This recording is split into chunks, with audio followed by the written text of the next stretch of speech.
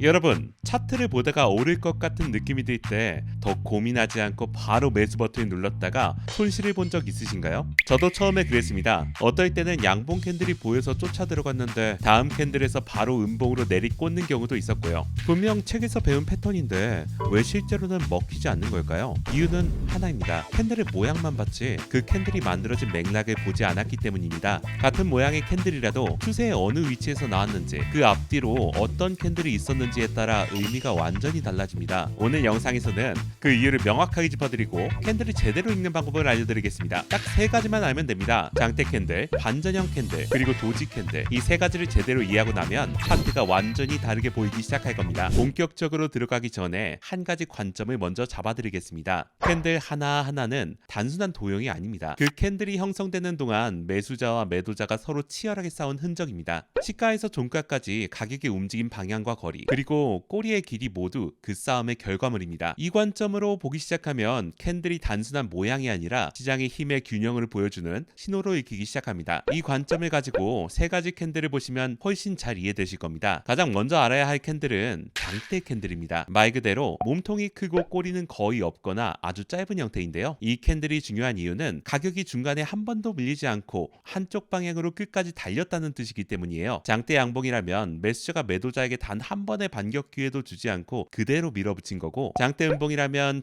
정반대입니다. 매도자가 완전히 시장을 장악한 상태인 거죠. 여기서 한 가지 더 봐야 할 게 있는데 바로 몸통의 크기입니다. 장대 양봉이 여러 개 있다고 해도 그 크기가 제각각이면 의미가 달라집니다. 몸통이 압도적으로 큰 캔들은 매수세가 시장을 완전히 장악하고 있다는 명백한 증거고, 상대적으로 작은 장대 양봉은 상승의 힘이 있긴 하지만 조금 주저하고 있다는 신호일 수 있습니다. 예를 들어 장대 양봉이 연속으로 두 개 나왔는데 첫 번째보다 두 번째가 확연히 작다면 어떻게 읽어야 할까요? 상승이 이어지고 있긴 하지만 매수세의 힘이 조금씩 빠지고 있다는 뜻입니다. 이럴 때는 추가 진입보다는 기존 포지션을 지키면서 다음 캔들을 한 번 더 확인하는 게 맞습니다. 그리고 꼬리도 놓치면 안 됩니다. 처음에는 꼬리가 거의 없던 장대 양봉이 나오다가 어느 순간부터 윗꼬리가 조금씩 생기기 시작한다면 그건 매도자들이 슬슬 저항을 시작했다는 신호입니다. 아직 매수세가 우세하긴 하지만 상단에서 팔려는 사람들이 생겨나고 있다는 뜻이거든요. 장대 캔들을 하나만 볼 게 아니라 연속된 흐름 속에서 크기와 꼬리가 어떻게 변화하는지를 함께 읽어야 시장의 에너지가 보입니다. 두 번째는 반전형 캔들입니다. 지금 시장의 주도권이 바뀌고 있다는 신호를 주는 캔들인데요. 대표적인 게 망치형 캔들입니다. 몸통은 작고 꼬리가 긴 형태입니다. 아래 꼬리가 긴 망치형 캔들이 하락 추세에서 등장하면 매도자들이 가격을 아래로 끌어내리려 했는데 매수자들이 강하게 개입해서 다시 올려놓은 흔적입니다. 이 가격대에서 매수자들이 버티기 시작했다는 신호인 거죠. 반대로 상승 추세에서 윗꼬리가 긴 역망치형 캔들이 나오면 매수자가 올리려다 매도자에게 막힌 겁니다. 하락 전환의 경고 신호로 읽을 수 있어요. 여기서 중요한 포인트가 하나 있습니다. 반전형 캔들에서 몸통 색깔은 크게 중요하지 않습니다. 양봉이든 음봉이든 진짜 핵심은 꼬리의 길이입니다. 꼬리는 가격이 한쪽으로 움직이려다 강한 저항에 막힌 흔적이기 때문입니다. 그럼 꼬리가 얼마나 길어야 의미 있는 신호로 보일 수 있을까요?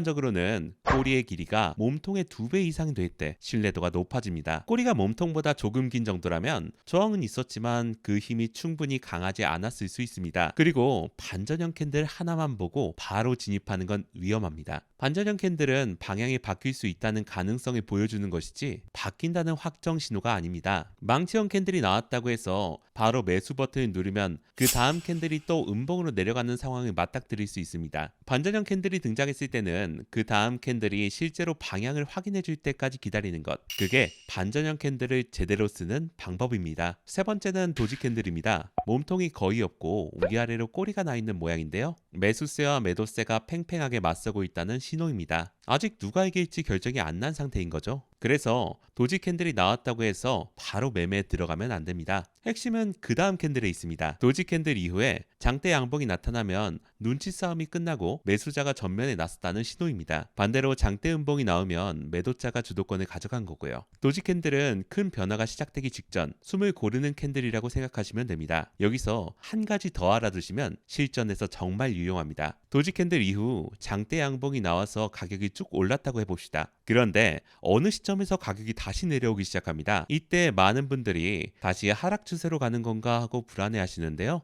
이 되돌림이 어디까지 오는지가 핵심입니다. 시스템입니다. 만약 가격이 내려오다가 도지 캔들이 있던 가격 구간에서 멈춘다면 그 자리는 단순한 지지선이 아닙니다. 이미 매수세가 한번 강하게 작용했던 구간이고 그 구간에서 방향이 바뀐 흔적이 캔들로 남아 있습니다. 다시 그 자리까지 내려왔다는 건 또 한 번 매수자들이 개입할 준비가 된 가격대에 도달했다는 뜻입니다. 이 구간을 수요존이라 부르는데요. 이게 바로 이어서 알려드릴 실전 전략의 핵심 개념입니다. 그럼 이제 이 세 가지 캔들을 실전 매매에서 어떻게 쓰는지 알려드리겠습니다. 하락 중인 차트에서 어느 구간에 도지 캔들이 2개 이상 연속으로 나타날 때가 있습니다. 이건 시장 참여자들이 방향을 정하지 못하고 서로 눈치를 보고 있다는 뜻입니다. 특히 그중 아래 꼬리가 긴 도지 캔들이 있다면 그 가격대에서 매수자들이 실제로 반격을 시도했다는 흔적입니다. 그리고 그 뒤에 장대 양봉이 강하게 나와주면 매수자가 주도권을 완전히 가져왔다는 선언입니다. 이때 우리가 해야 할 일은 이 상승을 만든 첫 번째 양봉 캔들의 저점부터 고점까지 구간을 표시해 두는 겁니다. 강한 매수세가 한번 들어왔던 자리이기 때문에 가격이 다시 내려왔을 때 매수자들이 또 개입할 가능성이 높습니다. 실제로 이런 흐름이 자주 반복됩니다. 가격이 한동안 오르다가 윗꼬리가 긴 역망치형 캔들이 등장하면서 하락으로 전환되고 다시 수요점까지 내려오는 패턴입니다. 이때 수요점 안에서 망치형 캔들이 나오고 곧바로 장대 양봉이 따라오면 그게 바로 매수 진입 타이밍입니다. 진입 이후 손절선은 수요전 하단으로 잡습니다. 수요전 아래로 가격이 내려갔다는 건 매수세가 완전히 무너졌다는 의미이기 때문입니다. 익절 목표는 직전 고점 기준으로 잡으면 됩니다. 매도자들이 다시 개입할 가능성이 높은 자리이기 때문에 그 전에 수익을 실현하는 게 안전합니다. 캔들은 단순한 모양이 아닙니다. 매수자와 매도자가 치열하게 싸운 흔적입니다. 오늘 배운 세 가지를 다시 한번 정리하면 장대 캔들은 한쪽이 시장을 완전히 장악했을 때 나타나는 힘의 신호이고 반전형 캔들은 주도권이 바뀌기 시작했다는 경고이며 도지 캔들은 아직 승부가 나지 않았으니 다음 캔들을 보라는 대기 신호입니다. 이 세 가지를 맥락과 함께 읽기 시작하면 차트가 보내는 신호가 훨씬 선명하게 보이기 시작합니다. 오늘 내용이 도움이 되셨다면 좋아요와 구독 부탁드리고요. 다음 영상에서 뵙겠습니다.